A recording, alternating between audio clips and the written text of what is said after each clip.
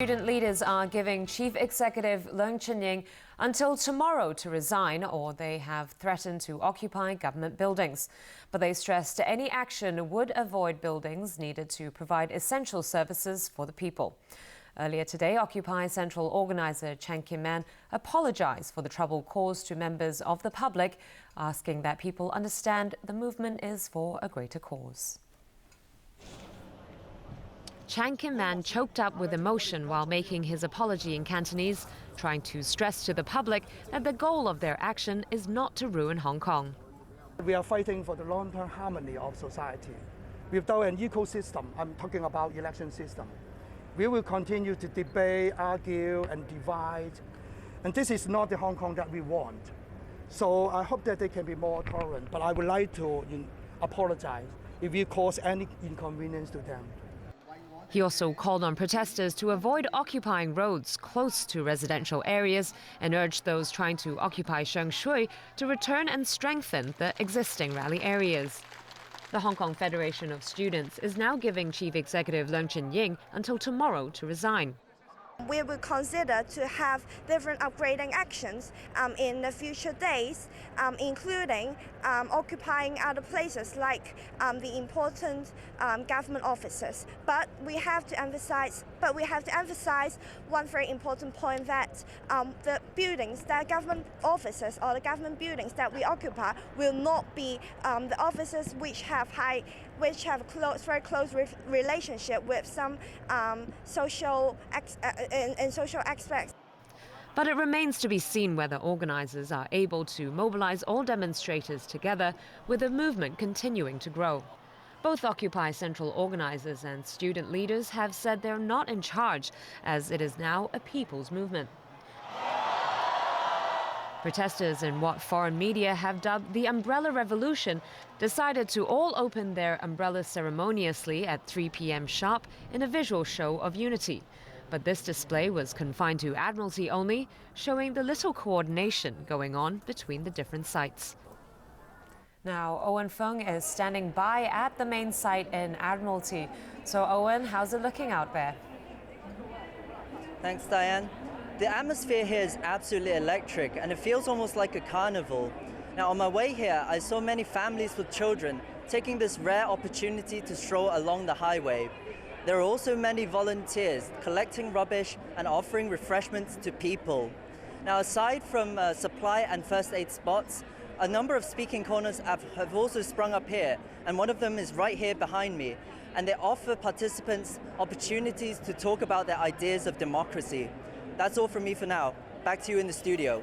Now, Rani Samtani is in Tsim Sha Tsui, the latest area to be taken over by Occupy protesters. So, Rani, what's the atmosphere out there? Hi, Diane. Here, demonstrators have blocked a section of Canton Road between Kowloon Park Drive and Haiphong Road. Throughout the day, more and more people have been joining the demonstration, while hundreds of tourists and spectators have surrounded the area as they watch the demonstrators give speeches and chant slogans. The group here has stressed that they are not against the tourists and that they just want the government to respond to their calls for real democracy. Meanwhile, the China National Tourism Administration has stopped issuing tour group visas and has suspended all tours to Hong Kong. Jewelry shops on Canton Road did not open today. Notices advised customers to visit other branches. However, some tourists weren't affected by the roadblock. I noticed that the blockade is not really all the streets along the shopping area. So there are certain areas that are closed, but some are not. A local newspaper vendor said the occupation action was affecting his business. Still, most of the shops on Canton Road were open for business.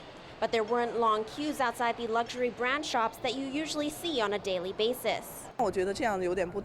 This mainland visitor who was shopping in the area was supportive of people expressing their views, but didn't think they should block traffic.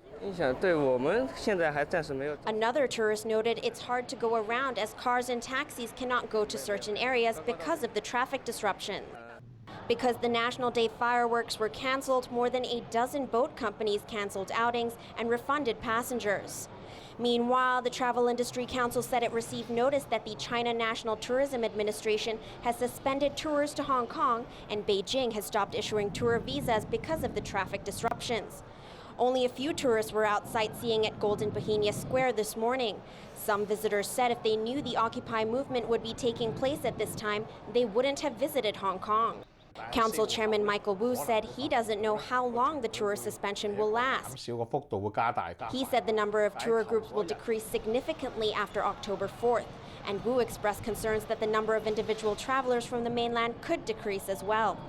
Ronnie Samtani, TVB News. There doesn't seem to be any organizer or leader of the protest demonstration here in Tsim Sha Tsui, so it is unknown how long the protesters will stay. But for now, it doesn't seem like they're going anywhere. That's all from me. Back to you in the studio. Thank you, Rani. That was Rani Samtani reporting live in Tsim Sha Tsui.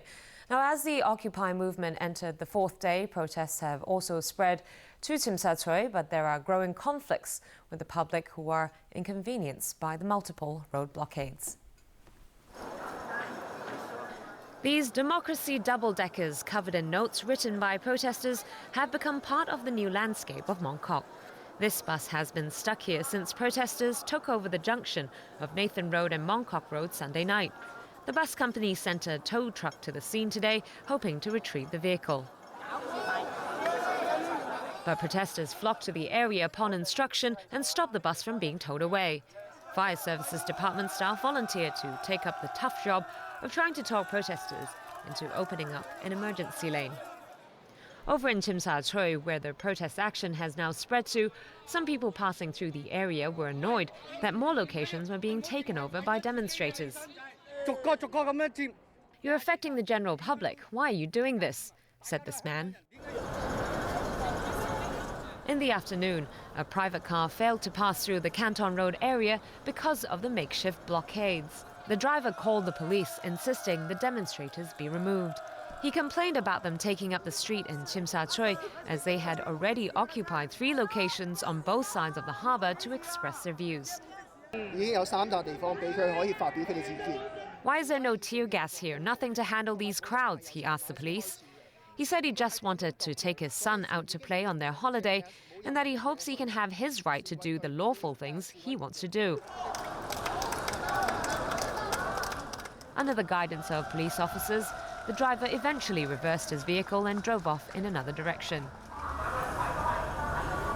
Meanwhile, in Causeway Bay, trouble for a group that had successfully applied for permission to hold a protest rally. Soon after the participants started their march from Victoria Park, they found the approved route was blocked by the Occupy demonstrators. This resulted in a standoff between the two sides.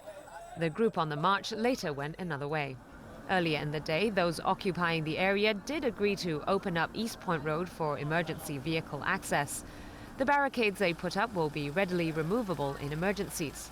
But the Fire Services Department said this would still slow down the rescue process and expressed concern that in emergencies, a minute's difference could mean life or death.